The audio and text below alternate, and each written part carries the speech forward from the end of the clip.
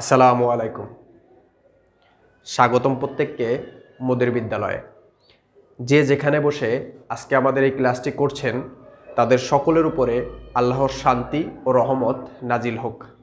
প্রিয় বন্ধুরা, আজকে আমরা শিখব হিসাব বিজ্ঞান প্রথম পত্রের দ্বিতীয় অধ্যায়। অধ্যায়টির নাম হচ্ছে হিসাবের বইসমূহ। এই অধ্যায়ের ধারাবাহিক ক্লাসের আজকের ক্লাসে আমরা শিখব নগদ প্রাপ্তি জাবেদা। এটি আমাদের এই অধ্যায়ের উপরে অষ্টমতম ক্লাস। নগদ প্রাপ্তি জাবেদা নিয়ে প্রথমেই প্রশ্ন আসে, মূলত এটা একটা কি? নাম শুনেই বোঝা যাচ্ছে এটা একটা জাবেদা। এবং কি জাবেদা? এটা একটা বিশেষ জাবেদা। এই বিশেষ জাবেদার ভিতরে বিশেষ কিছু লেনদেন অন্তর্ভুক্ত হবে।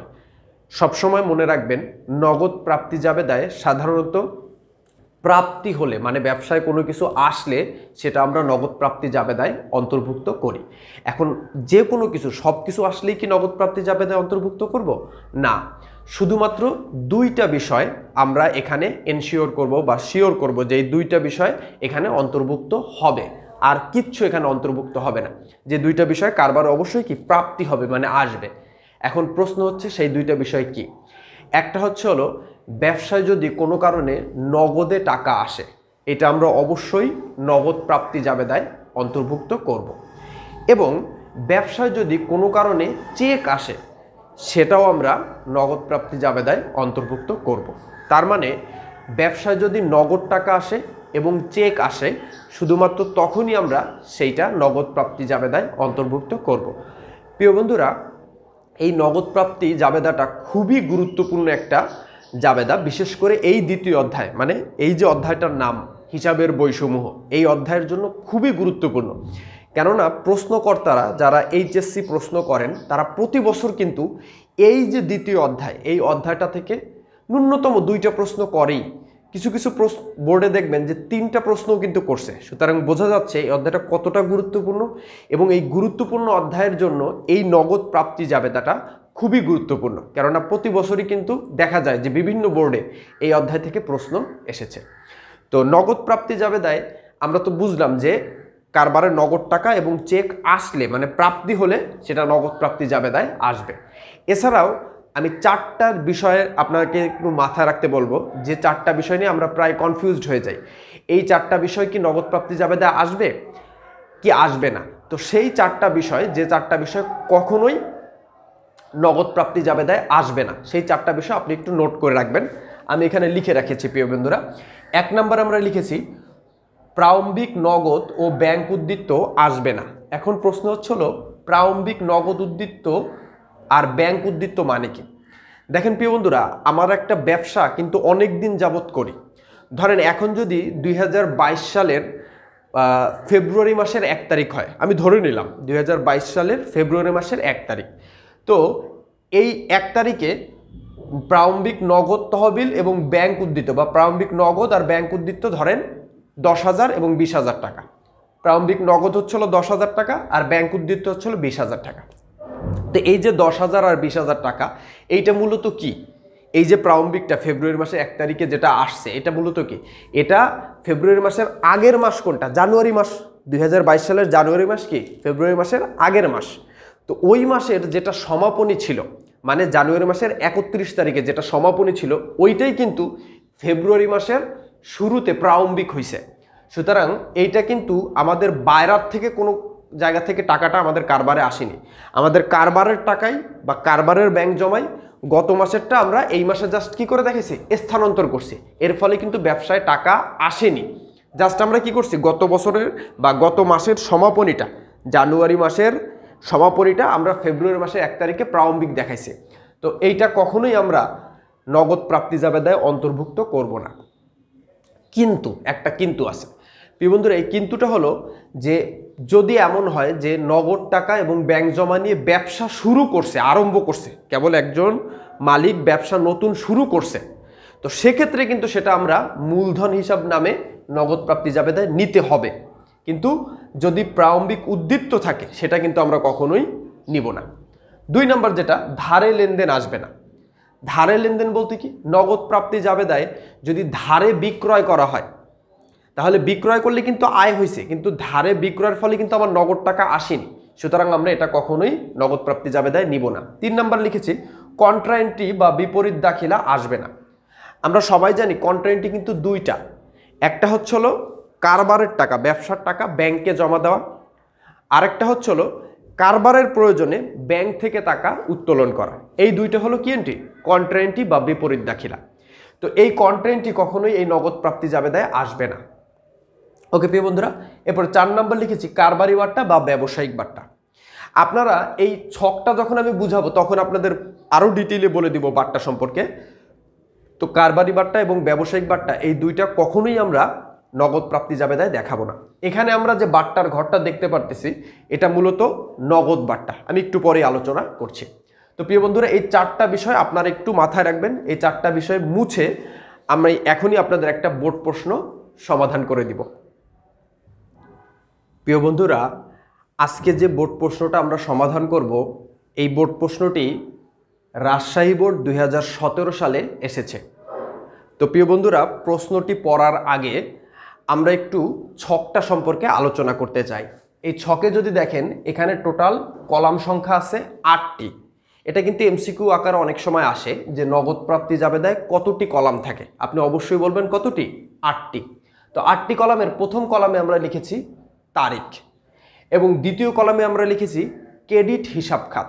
এখন ক্রেডিট হিসাব খাত আমি কেন লিখেছি বা এখানে কেন আমরা বিবরণ লিখিনি এটা আমি একটু পরেই আলোচনা করে দিচ্ছি। এরপর আমরা লিখেছি সূত্র। এই ঘরটা আপনি জাস্ট দিবেন, কিন্তু এখানে কোনো কাজ নেই, এটা এরকম ফাঁকা থাকবে, জাস্ট লিখে রেখে দিবেন। এরপরে আমরা লিখেছি নগদান ডেবিট, বাট্টা প্রদান ডেবিট। আপনারা মাথায় রাখবেন নগদ প্রাপ্তি জাবেদায় 2টা ডেবিট হবে। কি কি ডেবিট? নগদান ডেবিট এবং বাট্টা প্রদান ডেবিট। কেননা নগদ টাকা আমাদের কাছে যখন আসে, আমরা নগদ প্রাপ্তি জাবেদায় কি হয়, নগদ টাকা এবং চেক আসে না, যদি আসে সেটা আমরা কোথায় লিখি?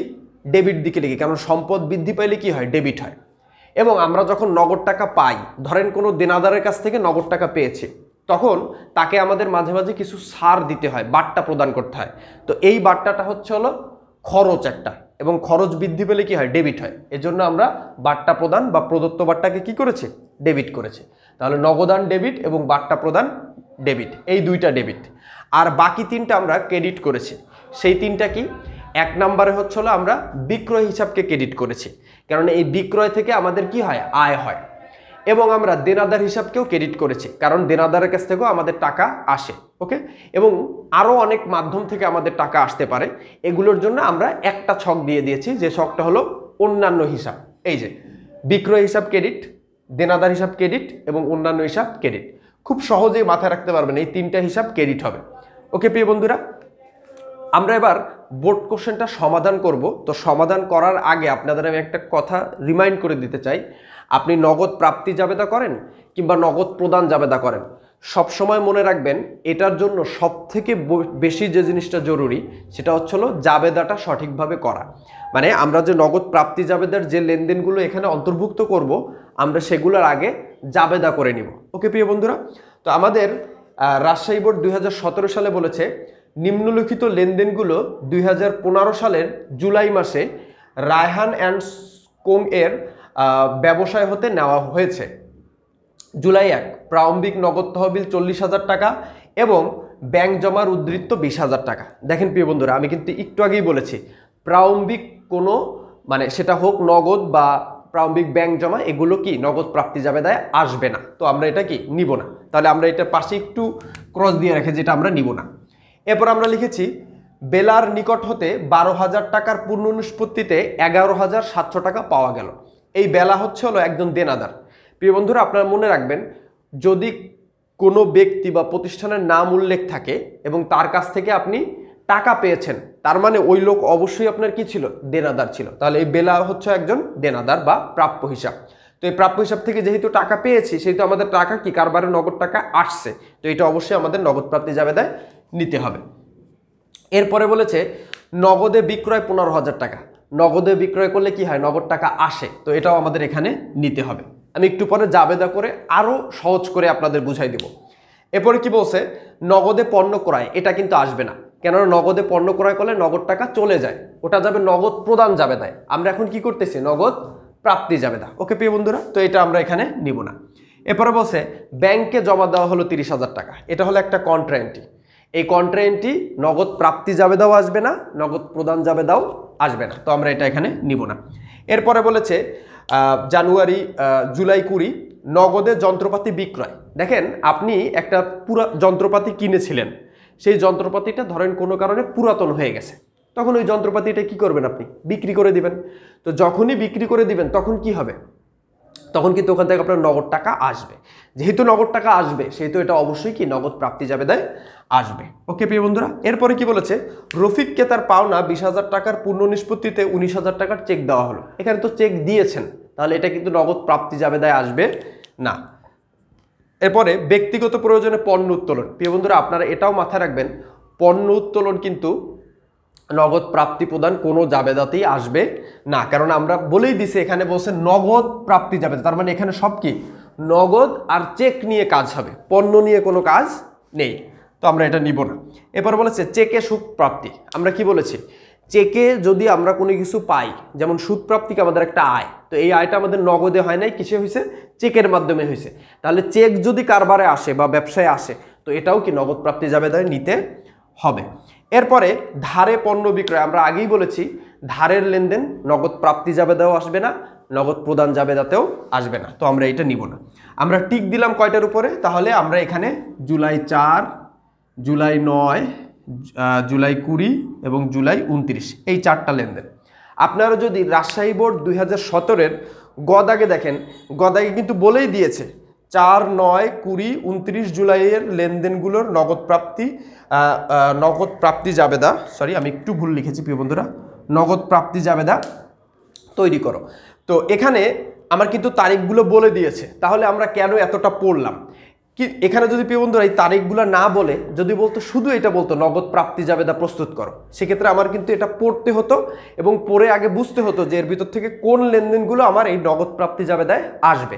এজন্য আমি আপনাদের এভাবে বুঝাই দিলাম পুরো সম্পূর্ণ উদ্দীপকটা। ওকে প্রিয় বন্ধুরা, তো চলেন আমরা এবার এই যে 4টা লেনদেন, এই 4টা লেনদেন নগদ প্রাপ্তি জাবেদায় নিব, অন্তর্ভুক্ত করব। তো প্রথম কাজ হচ্ছে হলো প্রতিষ্ঠানের নাম লিখে রাখা। আমরা প্রতিষ্ঠানের নাম লিখেছি রায়হান অ্যান্ড কোং, এরপর লিখেছি নগদ প্রাপ্তি জাবেদা, 8 কলাম বিশিষ্ট একটা ছক, আমরা সেই ছকটাও টেনেছি, একটু আগে আমি বুঝাই দিছি। তো এবার এই ছকের ভিতরে আমরা এই 4টা লেনদেন অন্তর্ভুক্ত করব।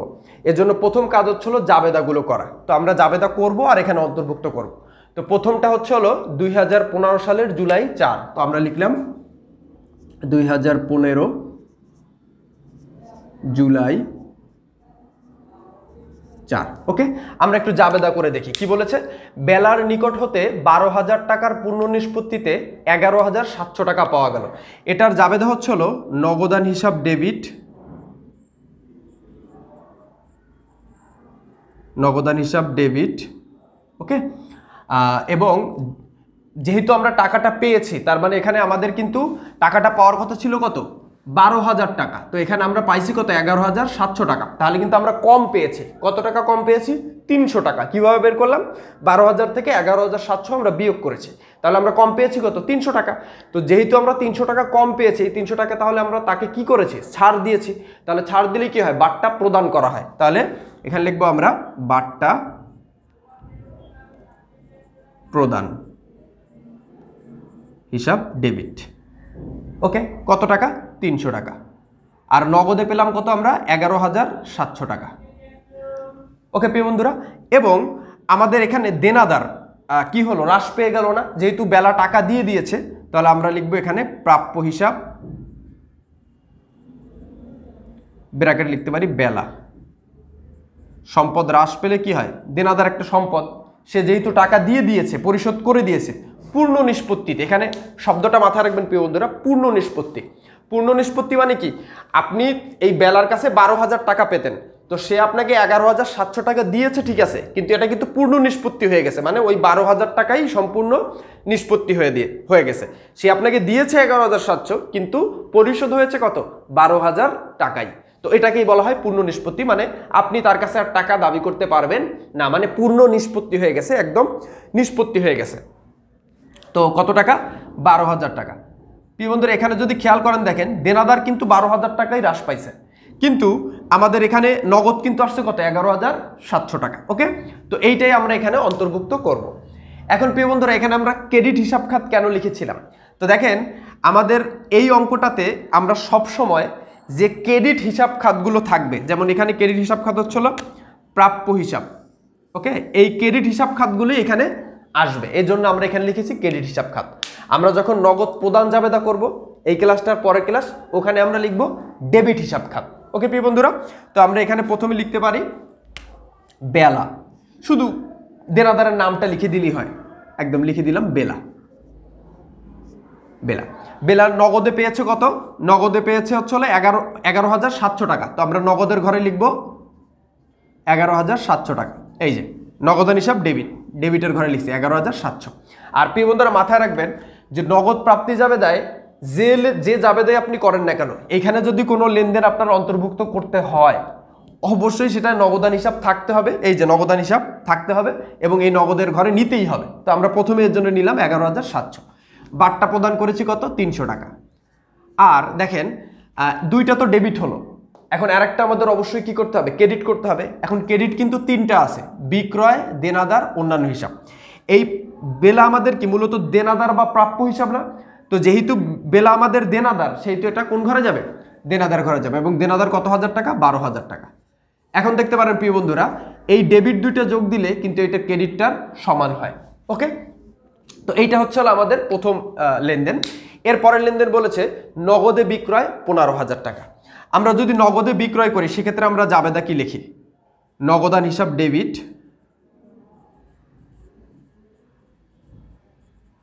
হিসাব ডেবিট এবং বিক্রয় হিসাব ক্রেডিট। কত টাকা, 15,000 টাকা। প্রিয় বন্ধুরা এখানে যদি খেয়াল করেন, কারণ আমি যখন নগদে বিক্রয় করতেছি, আমার কাছে কিন্তু নগদ টাকা আসতেছে, তো আসার ফলে কি সম্পদ বৃদ্ধি পায়, এজন্য আমরা ডেবিট করেছি।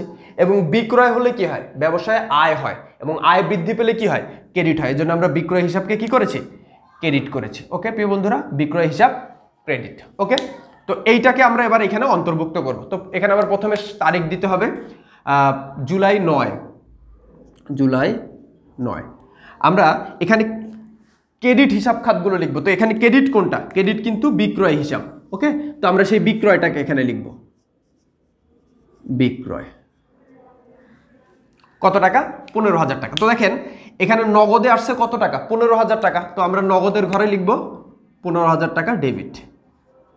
এখন একটা তো ডেবিট হলো, তাহলে আরেকটা পক্ষ কি করতে হবে, ক্রেডিট করতে হবে। এখন ক্রেডিট এই তিনটার ভিতরে কোনটার ভিতরে যায়, বিক্রয় কিসের ভিতরে যায়, এই যে বিক্রয় কিন্তু দেওয়া আছে, তো আমরা এখানে 15,000 টাকা লিখে দেব। ওকে প্রিয় বন্ধুরা, এইখানটাতে আপনাদের একটা বিষয় আমি একটু জানাই দিতে চাই, সেটা হলো প্রিয় বন্ধুরা, আপনার অনেক নোট, গাইড বা টেস্ট পেপারে বা অনেক বইয়ে দেখবেন যে এই বিক্রয়টা আর লেখে না। বিক্রয়টা না লিখে তারা কি করে, আমি একটু মুছে দেই, আপনাদের আমি দেখাই দিই। তো এটা মুছে দিয়ে তারা কি করে, এই জায়গাটা ফাঁকা রাখে, এই জায়গাটা এরকম ফাঁকা রাখে। এখন প্রশ্ন হচ্ছিল কেন ফাঁকা রাখে। এখানে বিক্রয় হিসাব তো আমরা লিখেছিলাম স্যার, আপনি মুছলেনই বা কেন, বা আপনি আবার ওখানে ফাঁকা দিলেন কেন।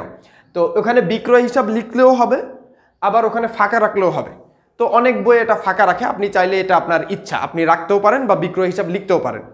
তো আমরা ধরেন ফাঁকা রাখলাম, তো এই ফাঁকা রাখার যুক্তিটা কি, কারণটা কি, কারণটা হচ্ছে হলো দেখেন, কারণটা হলো এইখানে আপনি এখানে এই যে জাবেদাটা যখন করেছেন, নগদান হিসাব ডেবিট, বিক্রয় হিসাব ক্রেডিট, আপনি দেখেন এই নগদান হিসাবও কিন্তু আমাদের এই 5টা টাকার কলামের ভিতরে আছে নগদান হিসাব, এবং এই বিক্রয় হিসাব, এই বিক্রয় হিসাবও কিন্তু এই 5টা কলামের ভিতরে আছে, এই যে বিক্রয় হিসাব।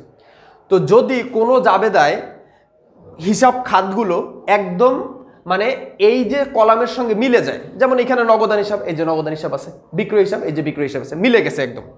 ওকে, তো যদি মিলে যায় সেক্ষেত্রে আমাদের এখানে আর কিছু লেখা লাগে না, ফাঁকা রাখলেও চলে। ওকে, কারণ এটা দেখলেই বোঝা যায় যে এটা হলো নগদান হিসাব আর এটা হলো কি, বিক্রয় হিসাব। তো কখন নগদান হিসাব ডেবিট হয় আর বিক্রয় হিসাব ক্রেডিট হয়, বিক্রয় করলেই। তো সুতরাং এখানে এটা লিখলেও চলে, না লিখলেও চলে। ওকে, এজন্য এই যুক্তিতে তারা কি করে, এটা ফাঁকা রাখে। আপনি চাইলে ফাঁকা রাখতে পারেন, আমি ফাঁকা রাখলাম। ওকে, তো পরের যে এন্ট্রিটা সেটা হলো নগদের যন্ত্রপাতি বিক্রয় 20,000 টাকা। তো এইটার জাবেদা কি হয়, আমরা একটু লিখি এখানে, নগদের যন্ত্রপাতি বিক্রয় করলে জাবেদা হচ্ছে হলো নগদান হিসাব ডেবিট, নগদান হিসাব ডেবিট, যন্ত্রপাতি হিসাব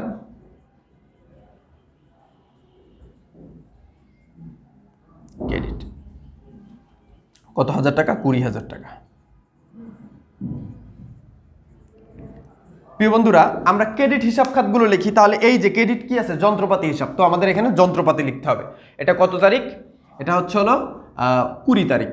তো জুলাই 20 যন্ত্রপাতি লিখলাম। তো নগদান হিসাব তো ডেবিট লিখতেই হবে। নগদান হিসাব ডেবিট কত টাকা? 20,000 টাকা। তো লিখলাম আমরা 20,000 টাকা। এরপরে যন্ত্রপাতি হিসাব ক্রেডিট। তো ক্রেডিট তো এই তিনটা আছে, এই তিনটা ক্রেডিটের ভিতরে কোন ক্রেডিটে যাবে, কোথায় যাবে? দেখেন, এই যন্ত্রপাতি হিসাব কিন্তু বিক্রয় হিসাবের ভিতরেও যায় না, দেনাদার হিসাবের ভিতরেও যায় না, যায় কোথায়? তাহলে যন্ত্রপাতি হিসাব নামে তো কোনো হিসাবের মানে কলামই নাই। তো আমরা সেটা এজন্য এটাকে আমরা অন্যান্য কলামের ভিতর নিব। 20,000 টাকা মানে একদম সহজ কথায় বলতে গেলে এই যে যন্ত্রপাতি, এটা না বিক্রয় না দেনাদার, এই দুইটার ভিতরে যায় না। তাহলে কিসের ভিতরে যাবে? অন্যান্য হিসাবের ভিতরে যাবে। ক্লিয়ার? এরপরে লাস্ট যেটা প্রিয় বন্ধুরা, সেটা হলো চেকে সুদ প্রাপ্তি 7,000 টাকা। তো চেকে যদি সুদ প্রাপ্তি হয়, এটা খুবই ইম্পর্ট্যান্ট, আপনারা একটু মনোযোগ দিয়েন প্রিয় বন্ধুরা। তো চেকে যদি সুদ প্রাপ্তি হয়, তো সেক্ষেত্রে আমরা যেহেতু চেক পাচ্ছি, আমাদের কাছে কারবারে বা ব্যবসায় চেক আসতেছে, তো চেক নামে তো হিসাব বিজ্ঞানে কোনো মানে কি হিসাব নেই। তো আমাদের কি হিসাব আছে? ব্যাংক হিসাব। চেক পেলে ওটাকে আমরা কি হিসাব লিখি? ব্যাংক হিসাব লিখি। তো আমরা এখানে লিখব ব্যাংক হিসাব ডেবিট এবং সুদ আয় হিসাব ক্রেডিট। কত টাকা?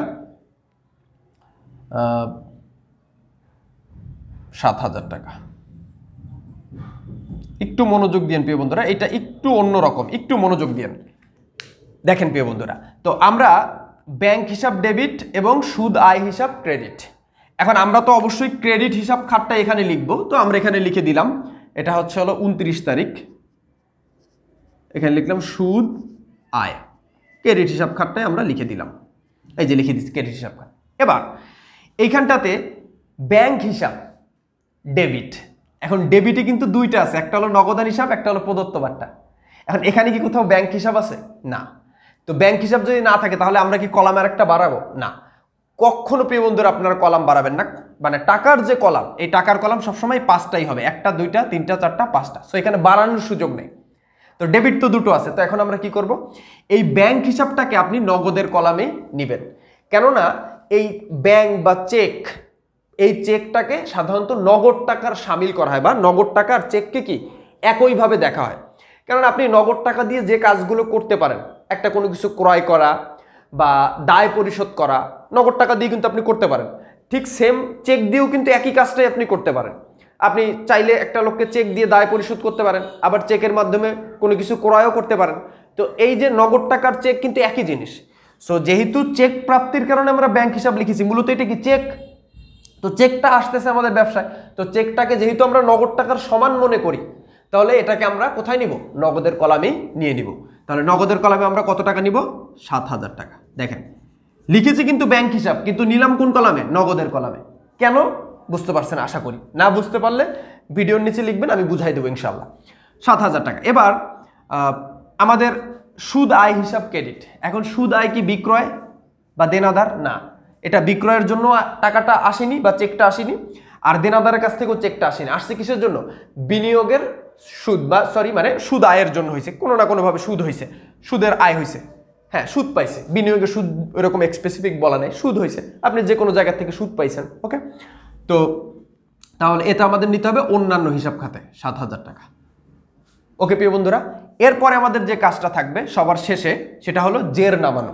এটা মোস্ট ইম্পর্ট্যান্ট একটা কাজ। জের না নামালে কিন্তু সম্পূর্ণ অঙ্কটা আপনি পূর্ণাঙ্গ মার্কস পাবেন না। জের অবশ্যই নামাতে হবে। তো জেরটা আমরা কিভাবে নামাবো? আপনারা সুন্দর করে স্কেল ধরে পেন্সিল দিয়ে জের নামাবেন। তো আমাদের প্রথমে একটু যোগ দিতে হবে। আমরা সহজগুলো আগে একটু বসাই দিই। এখানে লিখলাম 300, এখানে 15,000, এখানে 12,000, এখানে 20 আর 60 27,000। এই কলামটা আমরা একটু যোগ দিব ক্যালকুলেটরে। তো 11,700 যোগ 15,000 যোগ 20,000 যোগ 7,000 যোগ করলে হয়েছে 53,700। তো আমরা এখানে লিখব 53,700। এখন প্রিয় বন্ধুরা এইখানটাতে একটা বিষয় ব্যাপার কাজ করে, সেটা কি, এই যে ডেবিট দুটো, এই যে নগদান হিসাব আর প্রদত্ত বাট্টা বা বাট্টা প্রদান, এই ডেবিট দুটো যদি আপনি যোগ দেন তাহলে 53,700 আর 300 যোগ দিলে হয় কত, 60,000। আর এইখানে যদি 15,000, 12,000 আর 27,000, মানে এই ক্রেডিট তিনটা, এই যে এই ক্রেডিট তিনটা, যে এইটা, এইটা আর এইটা, এই ক্রেডিট তিনটা যদি যোগ দেন 15,000, 12,000 আর 27,000, তাহলেও দেখবেন 60,000 টাকাই হয়েছে। মানে এই ডেবিট দুইটা যোগ করলে যা হবে, এই ক্রেডিট তিনটা যোগ করলে তাই হবে। এখানে 60,000 হলে এখানেও কি হবে, 60,000ই হবে। এবং এইভাবে যদি দুই সাইড মিলে যায় তাহলে এটা অবশ্যই কি আপনার অঙ্কটা সঠিক হয়েছে। ওকে, তো প্রিয় বন্ধুরা, আশা করি আপনাদের আমি ডিটেইলি বুঝাতে পেরেছি। একটা অঙ্কের মাধ্যমে আসলে সব লেনদেনগুলো বোঝানো সম্ভব না। আপনারা এই রিলেটেড যে কোনো এন্ট্রি যদি আপনাদের বুঝতে কোনো অসুবিধা থাকে, আমাদের একটা ফেসবুক গ্রুপ আছে মোদের বিদ্যালয়, আপনারা সেখানে পোস্ট করতে পারেন। আমি সময় করে অবশ্যই রিপ্লাই দেওয়ার চেষ্টা করব ইনশাল্লাহ। আর যদি একান্তই অনেক ব্যক্তিগত সমস্যা থাকে যেটা আপনি বুঝতেই পারতেছেন না, এমন খুব কঠিন লিখে বা আমার পক্ষ অনেক সময় লিখে বোঝানো কষ্টকর হয়ে যায়, ভিডিও ডেসক্রিপশনে মোবাইল নাম্বার দেওয়া আছে। সন্ধ্যার মাগরিবের নামাজ বাদ আপনি মোটামুটি 1-1.5 ঘন্টা ওখানে আমি সময় রেখেছি, আপনি আমাকে অবশ্যই সরাসরি ফোনে কথা বলে সেই সমস্যাটা সমাধান করে নিতে পারেন যদি আপনি চান। তো প্রিয় বন্ধুরা, আশা করি আপনাদের আমি বোঝাতে পেরেছি। পরবর্তী ক্লাসে ইনশাল্লাহ আমরা নগদ প্রদান জাবেদা নিয়ে আপনাদের সামনে হাজির হব। ততক্ষণ সবাই অনেক ভালো থাকবেন, আমাদের জন্য অনেক দোয়া করবেন। আসসালামু আলাইকুম ওয়া রাহমাতুল্লাহ।